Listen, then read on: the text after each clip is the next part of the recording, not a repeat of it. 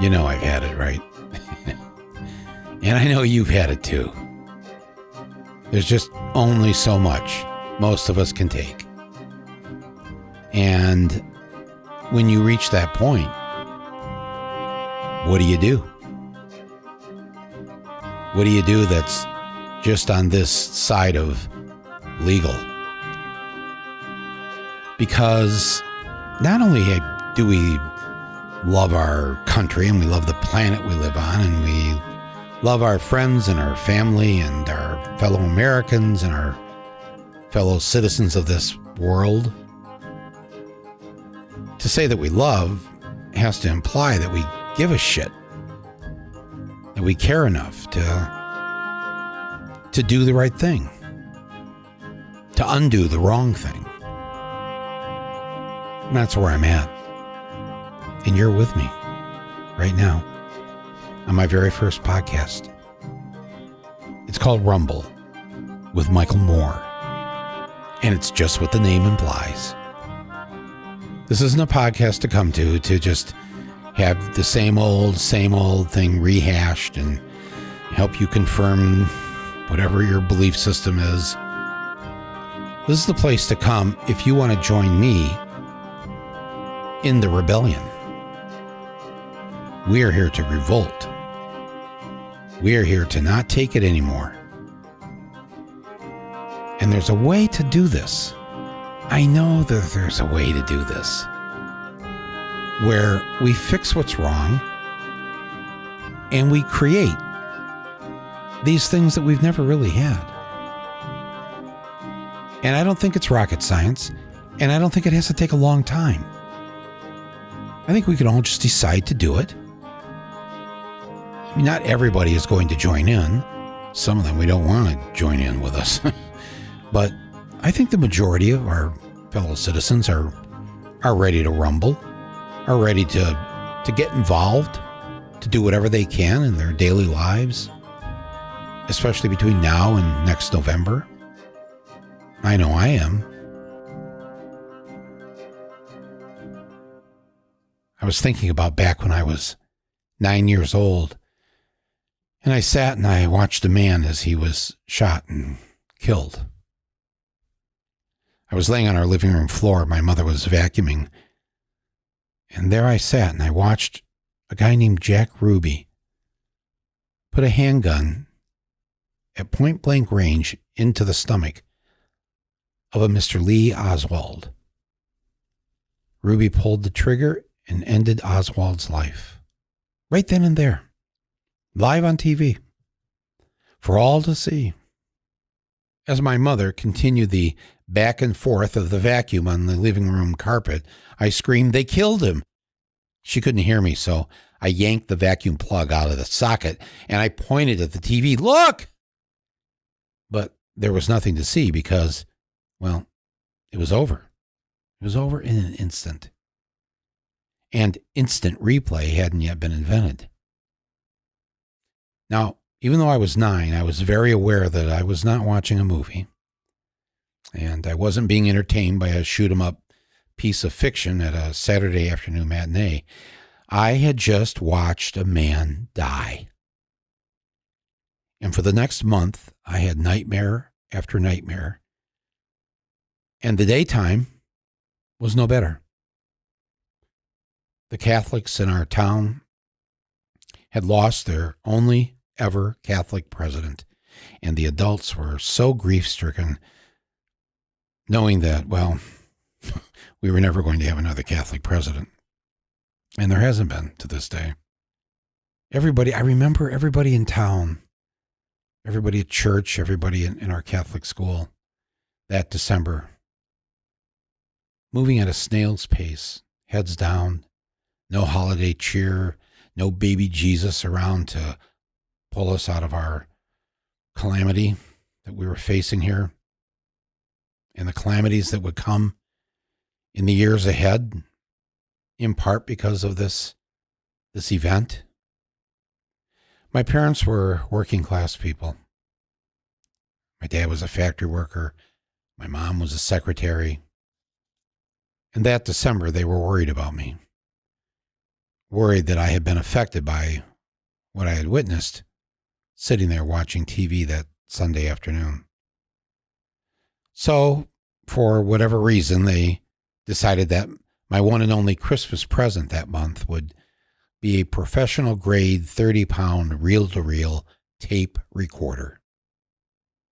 They got it from Sears. It was a Sears Silvertone. It used magnetic recording tape. It had a square microphone. It was not portable, but it came in a case with a handle, and I could, with some effort, lug it around like a small piece of luggage. Well, I loved this present. I immediately started recording everything, and soon forgot about that man on TV with the gun in his stomach and the grimace on his face as he fell dying to the floor of an underground Dallas garage. I practiced with this tape recorder. I started recording my thoughts into it. I started recording my sister's thoughts, such as they were. My sisters had a lot of thoughts. 6 weeks after I got my tape recorder, the Beatles came to America. And there they were on Ed Sullivan. My parents let us watch it. They didn't particularly care for the Beatles. They didn't like the hair. But we got to watch it, and I had my tape recorder there. And I just started recording everything. I started recording whatever was going on. And it was kind of a bit of a crazy time between Kennedy's assassination in November. Now the Beatles were here in February. And the next month, of course, St. Patrick's Day. For whatever reason, I decided to perform on the stage at the St. Patrick's Day event at our Catholic school. And I went up on the stage and I did this thing called McNamara's Band. I sang the song. I was dressed, I don't know what I was dressed as. Some kind of, not a leprechaun, but I don't know, whatever I thought looked Irish. My grandparents had an old Irish cane called a shillelagh. So I remember there's actually home video of this. If I can find it, I'll post it here one of these days. Maybe I'll find it by St. Patrick's Day. How about that? And you can see me as a fourth grader, literally doing some kind of Irish dance with a cane and singing. And by that point, my parents had to know that I was touched in some way, that this was not going to be a normal child. And then 6 weeks after performing on the stage, I decide, you know what I want to do? I want to publish and edit my own newspaper. We didn't have a school paper. I'm only in fourth grade. And I decided to start this paper called the St. John's Eagle. That was the name of our sports team. Our mascot was the Eagle, St. John's Catholic School. And so I started the Eagle, and after only 2 or 3 issues, it was shut down by the school administration, in part because my sports reporter had been too critical of our football team, our 7th and 8th grade football team. And that was the end of my paper. And then 12 weeks after that summer, right there in the first week of August, just 12 weeks after my newspaper being shut down, the President of the United States, Lyndon Johnson, came on TV from the Oval Office, looked into the camera, and lied to the American people. He said that one of our ships off the coast of Vietnam in the Gulf of Tonkin, the ship was called the USS Maddox, had been attacked by North Vietnamese gunboats. And that wasn't true. The whole series of events between these 2 or 3 days was essentially made up by the Pentagon, by the National Security operation. And Johnson got a resolution then passed in Congress to essentially begin the Vietnam War, to send eventually 500,000 troops to Vietnam.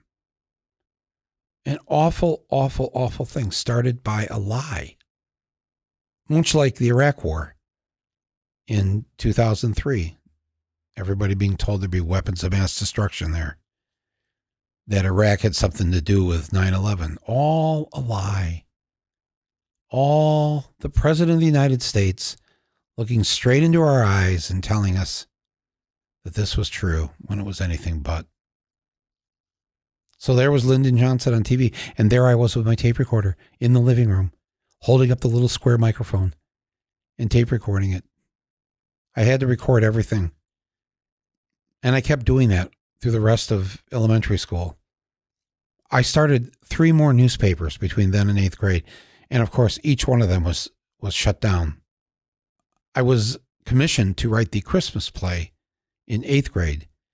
And once the parish priest saw the rehearsal, he shut that down.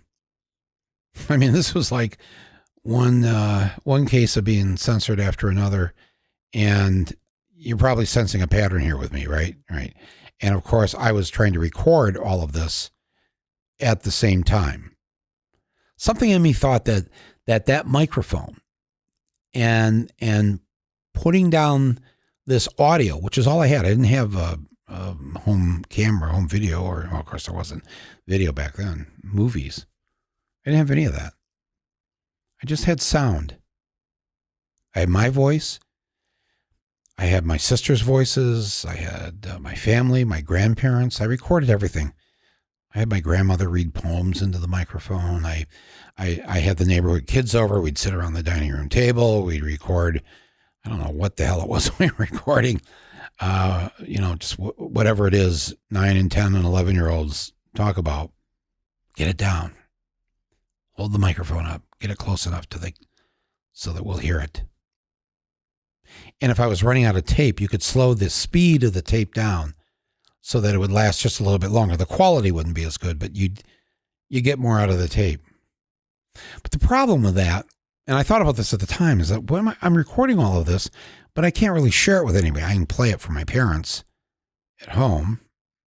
I can listen to it, but who else can hear it? Nobody. What was I going to do? Go to the local radio station? Hey, I'm 9 years old. Play this on the radio. There was no way to reach people outside of your own small little group of family and friends. That's the way it was until the last decade or so, when we could take our voices and share them with each other without having to go through the middleman. And so here we are today with this podcast.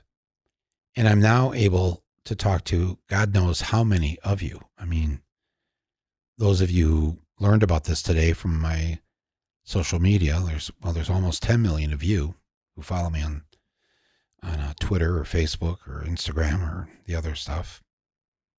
So I have no idea, as I sit here right now, how many of you are out there. But I know you're there. And at 9 and 10 years old, I couldn't do that. There was no means to do that. You had to own a radio station. You had to own a TV station. Who could do that? Only the wealthy, only those with money, whether they were those in town for the local stuff or nationwide, the networks. No means to talk to each other unless it went through the filter and the approval of those who would grant any of us a show or a moment or whatever on the radio, on TV, in the paper. Not anymore. Huge mistake. If anybody in power is listening, huge mistake to allow us to talk to each other, because you know what we're going to end up doing with this. We're not just going to take pictures of our food. We're not just going to play pranks on each other. We're not going to just sit here and blow up because we can. We can do it anonymously even. This device that I'm speaking into, the device that you're listening to me through right now, no network executive having any say as to what I can say or what you can hear. Nobody controls you and I right now. And you know, it's not just right now, it's every day. You're already doing this with yourself. You're doing it with your friends. You're doing it with whatever community group or citizen action thing, whatever you might be involved in. Maybe you're just involved with a few people. You're doing something with this. Whatever it is, we are free. We are free to do this until we're not. At some point, they're going to have to figure out they've got to shut this thing down because too many of us have risen up and said, that's enough. That's enough. We're not going to take this anymore. And that is going to be the blessing and curse of all of this, isn't it? That we will be able to organize. We will be able to communicate. We will be able to run this country. We, the people. Remember that? We, the people. Wow. The few people that really do run the country, who do own the country, this is not what they want to hear. If any of them happen to accidentally run across this podcast and are listening to it right now, well, they're not worried, to be honest. The reason they're not worried is that they know that they've dumbed down the country enough, in their minds at least. They think that they've made us all stupid enough to not figure out how to actually pull it together and take this country back and have it in our hands. They're also trusting that they put enough so-called entertainment out there and other things to numb our minds so that we're just in some fog constantly, confused about what's going on. So many things being told to us. Some of it's real, some of it's not real. Now we can no longer tell the difference. That's just the way they like it. And I think they're convinced that no matter whatever Michael Moore is saying to them right now or anybody else, they're like, yeah, right. People are going to get up off the couch and go do something. Right. That's exactly how they think. That's their bet, at least. Their bet is that it's safe to have somebody like me with a podcast encouraging people to organize and rally and nonviolently take over that which is ours. They're so convinced that's not going to happen that they can just throw back another martini right now as they're listening to this, laughing their ass off. Right. Yeah, that's what the people are going to do, Mike. Yeah. They're going to just rise up with you. Bring down the man. Of course, this is their fatal flaw. The fact that they don't know that it's already happening. That too many people, especially too many young people, are already too aware of how the whole thing has been fixed against them, fixed in favor of the few, against the many, and that enough people have already figured this out and are already acting on it. They have no idea what's coming. And then it'll be too late because we will have already done our duty as citizens to be involved, to educate ourselves, to share with each other. So best that they think that none of this really matters. Best that they aren't aware of just how organized, in a sense, we already are. A lot of people have been saying to me lately, I ran into them on the street, hey, are you making a movie? What's your next movie? You gonna have a movie for the election year? And so, folks, here's the big news. I've turned down making the next movie this coming year. I'm not going to do it. I'm not going to do a TV show. I'm not going to do any of the normal things I've done because this is not a normal time. You know, to make a movie, it takes a year, sometimes 2 years, sometimes longer. I don't have a year or two to make a movie. Even if I got it done really fast and I had it done so it came out next October, say, before the election, that's not enough time. Making a movie or getting a series on TV right now, I feel like I'm in this spot where, and I'm sure many of you feel this way too, if you could pay the bills, what would you do for the next, 11 months? You'd be doing everything you could to bring down Donald Trump, to stop things, to stop the madness. That's what you'd be doing. Some of you already are doing that. During World War II, baseball players, sports stars quit. They just quit baseball and the NFL, whatever. And they went and they joined the Army or the Marines or the Air Force and the Army Air Force and went over there to contribute. Film directors did that. Frank Capra, John Ford.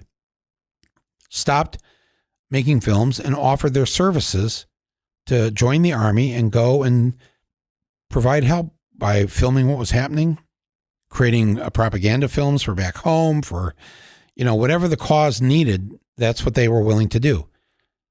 Not stay in Hollywood and make movies and make money, but to go out there and defeat fascism. This is the sort of space we all have to be in right now. And I, for myself, it's not about making the next movie. It's about what can I do as a citizen, and what can I do with this, both the skills that I have and also the fact that I have this audience. What can I do to help defeat Trump, but not just defeat Trump, defeat that which gave us Trump. Find some way to get rid of the system, the thing that gave us Donald J. Trump, that allowed that to even happen. What do we got to do to make sure that never happens again? We'll get rid of Trump. But what about post-Trump? How do we make sure this never happens again?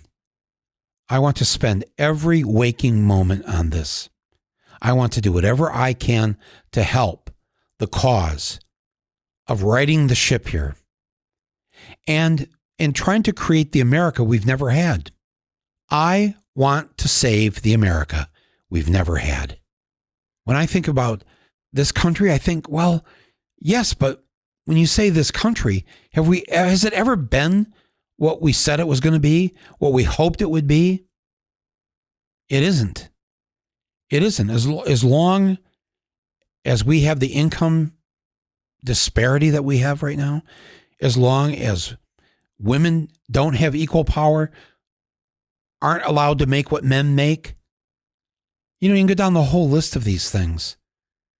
The fact that parents can't raise their children in a sane way like they do in other democracies, where there's childcare provided, where you never have to worry about your health care, where if you want to go to college, it doesn't make you go broke. All of this, we need to fix all of this. We need to create that which we've never had. If we have that, that will do more to prevent the next Donald Trump than anything else. But making a movie, look, I'm very proud of the films I've done, and I'm glad that you've seen them, those of you who've seen them. But, I make a film about gun violence and Bowling for Columbine. What do we have? What do we have today? What's going on today? Who got shot today? What mass shooting was there yesterday? What will happen tomorrow? This hasn't fixed the problem, making a movie. I'm not putting down the fact of making the movie. I know the movies had great impact. I know it's helped to educate a couple of generations of young people as they've come up through school, and the teachers show them these movies, and I'm so grateful for that. But it's not really a victory until we fix this problem. Same thing with healthcare. Made a movie about that. And maybe we could say, well, that helped to contribute to the public support behind Obamacare, and that's great, but that's not the whole answer. That's not exactly what we need to really fix this problem. We're still under the yoke of capitalism, a desire to still be at war all these years later. All these things that I've tried in my films to talk about and to show people. I mean, if you haven't seen them, go see them. Most of them are available, I think, on Amazon or Netflix or certainly iTunes. A lot of them are, there's pirated versions of them online. You can go see those. But right now, as we sit here in December of 2019, getting ready to enter a new year, a new decade, we can't let this continue. So I'm all in to do what I can do to stop this and to create the thing that we need. And I'm doing this. This is my work this year. This podcast, Rumble, but not just the podcast. This is just the first step of what I'm going to create online, digitally, a new media, so that we have a means by which to communicate with each other, to think about what's going on, to talk about it, and to act politically. I'll tell you more about that in the coming weeks. This is the first piece of it. to put out a weekly podcast, Rumble with Michael Moore. And I don't know. We never know, right? But I have a really strong faith and belief that there's enough of us out there that can make this happen. So I want to do this podcast with you. I want you to be part of it. I'm going to do it for you. I will give you information. I will give you help. I'll hold your hand if you need that, because we're all feeling a certain sense of despair right now. But we're all in this together. We're all in the same boat. I know what it feels like for you right now. I feel the same thing. I feel the same despair. But we can't let that run us. We can't let that be the organizing factor of our lives. So we're going to join together and let this podcast be a place where we can come together. Each week we'll do this. There may be some weeks where, because of something that happens in the news or something that Trump does or whatever, we need to get on something immediately. I'm forming the emergency podcast system. And what will happen on those days is you'll get a special alert that within the hour, I'll be posting an emergency podcast to discuss what just happened, what's going on, what should we do about it, where are we coming together, what's happening in your community, where you can find out what's happening in your town, in your neighborhood. So that's going to be the essence of this podcast. Once a week, the occasional emergency podcast when we need to have it. And I thought what I do in these first couple of weeks is try to do one, maybe every day, maybe not, but just in these first couple of weeks, I'm going to do a number of these, in part because I've never done them before, so I need a bit of spring training here, but also in part because the year is ending. The impeachment is happening, it looks like, in the next 48 hours. And I think we need to be with each other right now. So look for this each day here between now and New Year's Eve. Again, some days I may be off recording something or whatever, but this is what I'm doing. This is my job. This is how I've decided to spend the next year or so. I'll make my next movie. Don't worry. I promise. I'm not retiring. I'm going to continue to make movies. But right now it's all hands on deck. Right now it's everybody off the bench. Everybody, including myself, has to be in the middle of this, in the thick of it. And I don't think we have any other choice. The way this podcast is going to work is that I'll be coming to you through this microphone and sharing with you my take on things, how I see what's happening as the issues come up, as events come up. I will have a take on it that's different than the traditional media. Sometimes it'll be different than the traditional liberal way of looking at things. It might be different from the Democratic Party way of looking at things. I am the guy that told you that Trump was going to win, and he was going to win by winning Michigan, Wisconsin, and Pennsylvania. I never wanted to be more wrong in my life than when I publicly stated that, but I was so worried that Trump was going to win, and I live in Michigan, and I'm like, this is just going to be awful. And people laughed, or they booed. They didn't want to hear it. There's no way people are going to elect this clown. And I did what I could do. I even went out and made a quick documentary. Got it up on iTunes, and geez, it was seen by quite a few people. But when people say that to me about, where's the election year film this year, I tell them, well, I've got 3 election year films I've been making already, and they're already out from the last few years. You can watch any of them. They're all about this election. Where to Invade Next? Where to Invade Next is essentially a film that shows what this country could be if we just follow the example of the Canadians or the Europeans or the Japanese, the Australians, etc. They live a better life. They live a safer life, live a happier life, slightly more equal, not perfect societies at all. But that's what that film is about. Really, if anything, it was kind of unintentional. It is a visual show of everything that Bernie says what this country could be, and a lot of what Elizabeth Warren says is contained in that film, Where to Invade Next. In 2016, I made a film called Michael Moore in Trumpland. I went to an Ohio town that was mostly a Republican town, invited them all in one night to talk to me.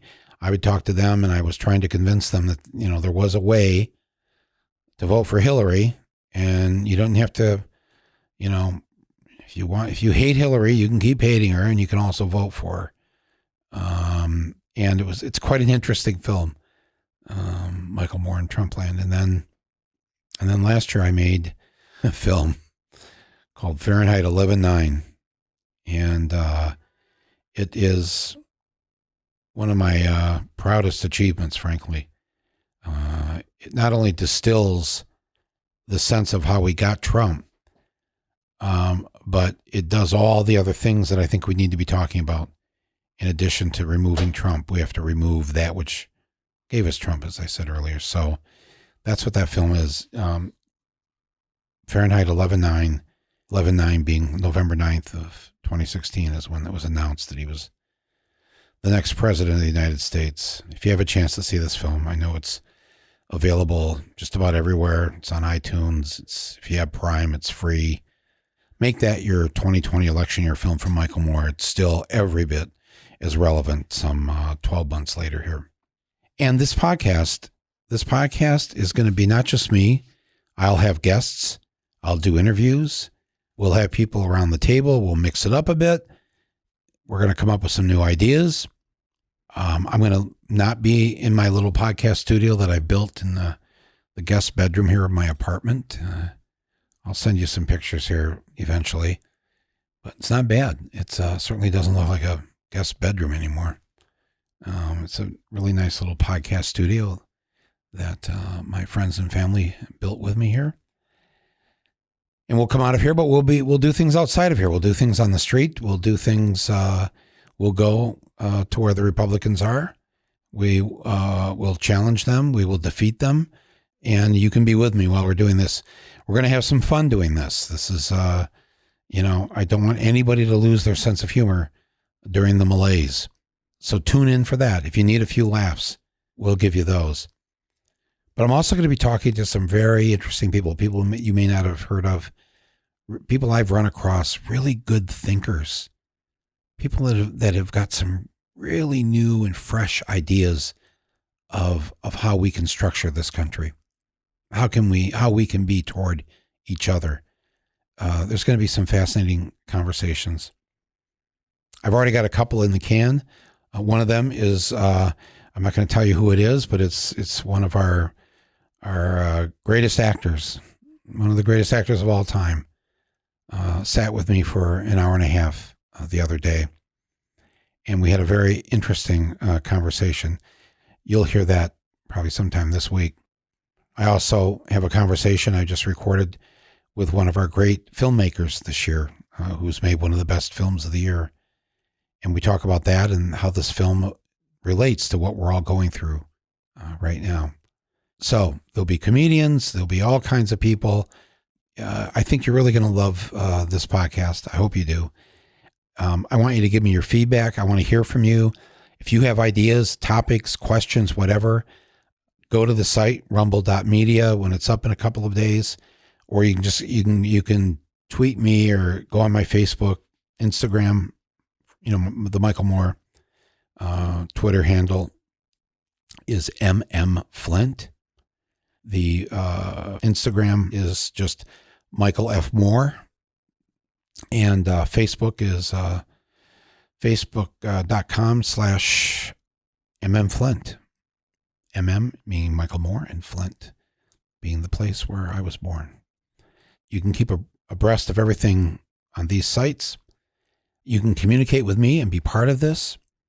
The most important thing right now is for you to sign up for this podcast. So whatever platform you're on right now, hit the subscribe button. It's free. There's no charge for this. Just hit subscribe. It's free. It's yours. And then when you do listen to it, please review it. Give it whatever stars you want to give it. that helps the whole, the podcast algorithms here that will get this out there to as many people as possible. I heard that the other day there's like more than 700,000 podcasts worldwide.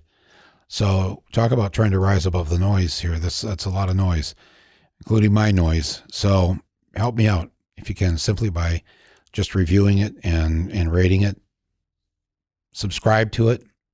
Rumble with Michael Moore. Type that in, podcast. That's it. You'll find me.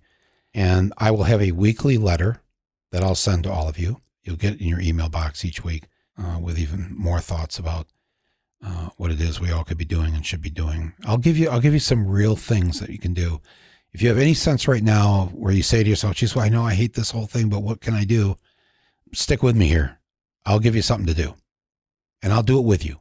We'll do this together. So I hope you've enjoyed this first podcast of mine. It's the very first time I've done this. I'm looking forward to doing it every week. Let me know what you think. Listen, we're going to make it. That much I can say. I can't make any other promises or guarantees. We're in the fight of our lives right now. You know it. You know it. You feel it. I feel it. But that doesn't mean that we're not going to win. And we're not going to create a better world. I've always believed this, that there's more good in this world than not. And that most people know the difference. Most people have a conscience. Yes, there are many that we're never going to be able to bring along. But we'll be good to them. We'll be kind to them. And when we finally have true universal health care for everybody, we'll have it for them too. And we'll make sure their kids, if they want to go to college, don't have to go into debt for the rest of their lives. We'll do it for them. We'll do it for everybody. Doesn't matter what your political stripe is. We're going to create a better country. Thanks for being with me. Thanks for being with me, those of you, all these years with all my work. It means so much to me. I'm excited about doing this, and I'll see you soon. In fact, perhaps even tomorrow. This is Michael Moore signing off. Rumble with Michael Moore.